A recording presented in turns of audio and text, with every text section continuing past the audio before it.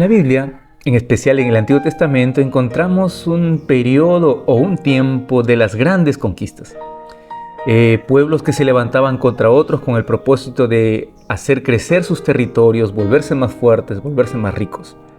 En ese contexto, el pueblo de Israel comenzó a surgir como nación.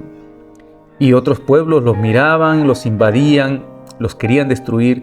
Sin embargo, Dios levantaba un juez, un líder espiritual en el pueblo que les ayudaba a vencer a sus enemigos. Luego pasa el periodo de los reyes y es un periodo muy triste porque el pueblo comenzó a alejarse de Dios. Sin embargo, cuando los israelitas se alejaban de Dios, Dios enviaba un profeta que les anticipaba lo que iba a suceder, que les llamaba la atención y los llamaba a regresar al camino que habían abandonado. Sin embargo, el pueblo en muchas ocasiones no quiso obedecer al profeta. Y al contrario, como es el caso de Jeremías, quien Dios levantó para anticipar lo que ocurriría con el pueblo de Israel, lo persiguieron, intentaron hacerle daño, intentaron perjudicarlo, intentaron matarlo. No les gustó las palabras de Jeremías que les anunciaba la destrucción de Jerusalén y que les llamaba al arrepentimiento. Y es lo mismo que ocurre hoy en día quizá con nuestra vida. Dios a través de su palabra quiere protegernos, quiere librarnos, quiere en realidad que nosotros estemos seguros en sus brazos, en su camino. Y sin embargo rechazamos, desechamos su palabra, nos alejamos de Él y las cosas terminan para nosotros como terminaron para Israel en el año 512, 508 a.C. Una destrucción total de su pueblo. Y al alejarnos de Dios, al rechazar su palabra, al enojarse con aquel que nos dice que volvamos al camino del Señor, nosotros encontramos destrucción para nuestra vida. Encontramos problemas serios. Y es en ese momento en que clamamos a Dios. Y es en ese momento que, por ejemplo, los hijos de Asaf en el Salmo 79 dicen lo mismo. Vinieron, Dios, las naciones a tu heredad, han profanado tu santo templo, han reducido Jerusalén a escombros, han dado los cuerpos de tus siervos por comida a las aves de los cielos, la carne de tus santos a las bestias de la tierra. Como agua derramaron su sangre en los alrededores de Jerusalén y no hubo quien los enterrara. Claro, pero Dios lo había anticipado, Dios lo había anunciado, Dios lo había profetizado. Jeremías les había dicho lo que iba a suceder y sin embargo intentaron matarlo.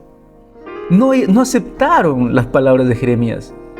Dios quiere protegernos si nos alejamos de Él, y cuando todo va mal y cuando empiezan los problemas en nuestra vida y no tenemos salida, y los amigos que en algún momento nos llevaron a la ruina ahora ya no están. Entonces volvemos a Dios y decimos: Señor, ¿por qué me pasa esto? ¿Por qué, si tú eres mi Dios? ¿Por qué, si tú eres real? ¿Por qué permites esto? En el versículo 9 en adelante dice: ayúdanos, Dios de nuestra salvación, por la gloria de tu nombre, líbranos y perdona nuestros pecados por amor de tu nombre. ¿Por qué dirán los gentiles: ¿dónde está tu Dios? Sea notoria a las naciones delante de nuestros ojos la venganza de la sangre de tus siervos que ha sido derramada. Muestra tus maravillas hoy, Señor. Ayúdame a salir adelante de esta enfermedad. Ayúdame a salir adelante de este problema. Sácame de la angustia en la que me he metido. Que los demás puedan ver tus maravillas. Hoy tienes que hacer un milagro en mi vida. Cuando el milagro más maravilloso que Dios ha puesto en nuestra vida es enseñarnos correctamente cómo alimentarnos, cómo vivir, cómo hacer las cosas. El milagro más maravilloso que Dios ha hecho en nuestra vida es mostrarnos su voluntad, su palabra y su salvación. Y sin embargo lo rechazamos, nos alejamos de Él, y cuando estamos en problemas, hundidos hasta el cuello, no sabemos qué hacer, reclamamos la promesa de Dios y decimos: ¿por qué me abandonó, Señor? ¿Por qué permitió esto? En el versículo final dice: y devuelve a nuestros vecinos en su seno 7 tantos de su infamia con que te han deshonrado, Jehová, y nosotros, pueblo tuyo y ovejas de tu prado, te alabaremos para siempre, de generación en generación cantaremos tus alabanzas. Si tú me salvas, si tú me ayudas, si tú me sacas de esto en que me he metido, entonces yo iré a la iglesia, yo me bautizaré, yo me entregaré, yo alabaré tu nombre y seré oveja de tu prado.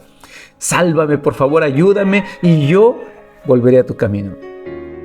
Ese es un chantaje. un chantaje emocional, espiritual o como lo queramos llamar.